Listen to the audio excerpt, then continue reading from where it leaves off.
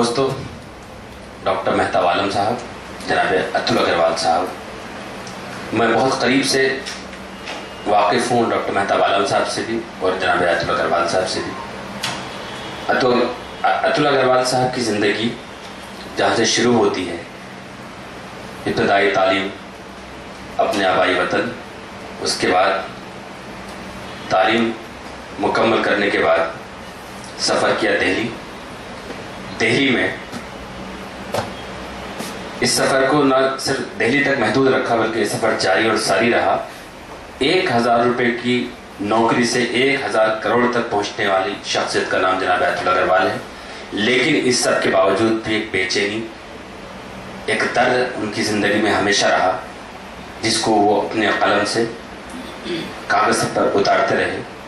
और एक अच्छा इंसान तभी अच्छा होता है जब उसके ख्यालात अच्छे होते हैं।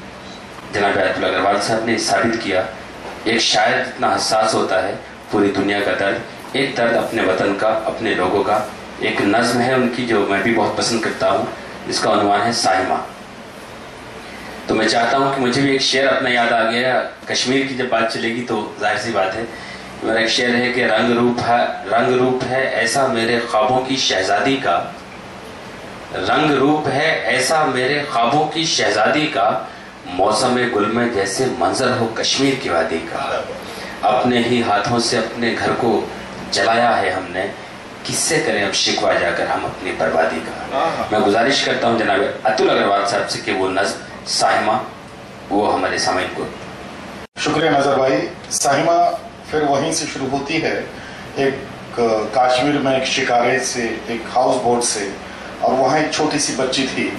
वो मैं समझता हूँ कि 20 साल पहले की बात है, अब शायद तुम्हारी उम्र की रही होगी नीलोफर की, उसका नाम साहिमा था, नीलोफर नहीं, लेकिन उतनी बड़ी बच्ची और हो सकता है कि जब भी बोलती थी अल्लाह कसम माँ कसम, बहुत खूबसूरत उसके साथ में।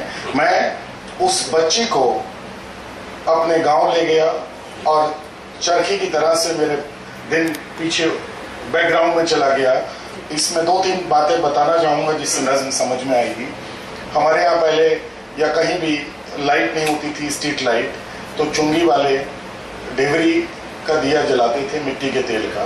वो इसके अंदर एक वाक़या आया है और बाकी सब चीज़ें आप लोग समझ जाएंगे। तो मैं शुरू करता हूँ। ताड़ने वाले क़यामत की नज़र रखते हैं, सुनने वाले बड़े रसे होते हैं। नहीं, साहिमा नाम था उसका, साहिमा नाम था उसका। 13-14 साल की उम्र भी कोई उम्र होती है, 13-14 साल की उम्र भी कोई उम्र होती है। कच्ची कली कचनार की, बालों में खूब सारा तेल लगाकर 2 चोटी गूंदना और निकल जाना गली में। बालों में खूब सारा तेल लगाकर 2 चोटी गूंदना और निकल जाना गली में। 5 गुट्टे खेलना, नदिया पहाड़, न दिन का पता न रात का।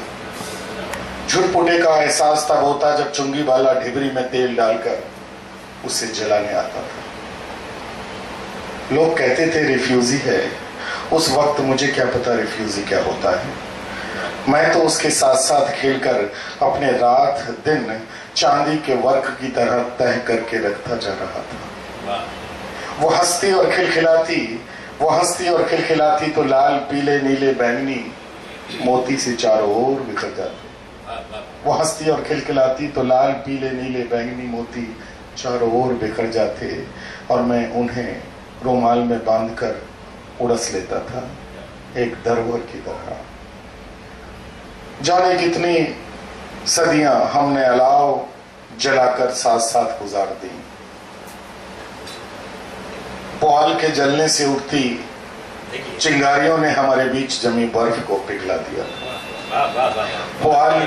पुआल के जलने से उठती चिंगारियों ने हमारे बीच जमी बर्फ को पिघला दिया था। आंख मिचौनी का ये सिलसिला एक दिन अकस्मात ही टूटा। आंख मिचौनी का ये सिलसिला एक दिन अकस्मात ही टूटा जब पता लगा कि सरहद पार से कुछ उसके रिश्तेदार उसे लेने आए हैं। शायद निकाह तय हुआ था उसका। देखिए नज़्म आगे बढ़ती है।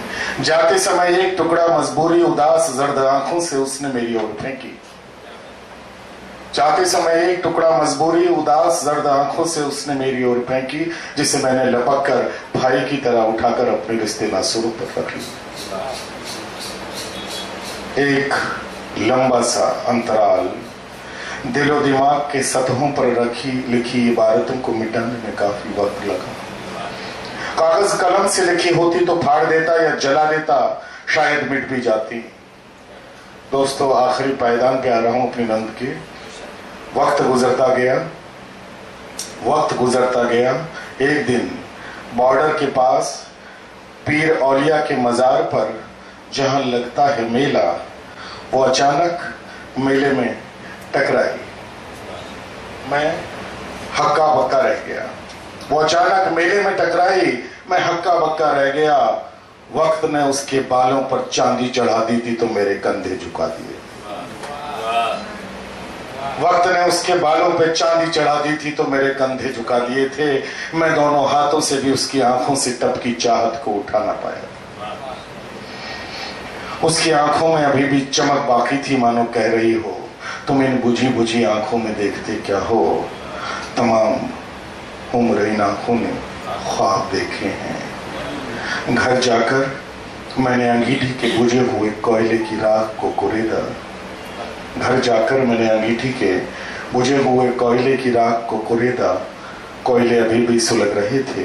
मैंने एक सिगरेट सुलगाई, धुएं का एक बड़ा छल्ला बना और दूर तक जाकर टूटता रहा।